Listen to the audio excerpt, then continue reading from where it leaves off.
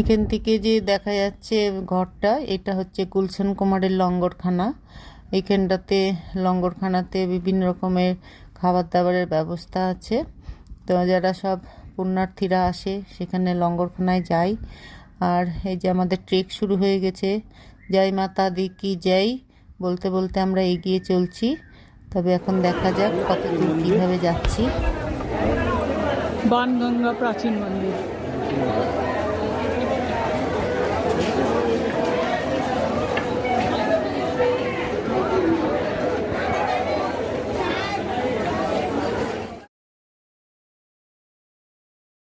আমরা এখানে একটু রেস্ট নিয়ে নিচ্ছি, হাঁটতে হাঁটতে হাঁপিয়ে গেছে। আর এই যে উপরে অর্ধকুমারী, তো চলতে তো হবেই, যতই কষ্ট হোক, যতই হাঁপিয়ে যাই। জয় মাতা দি কি জয়।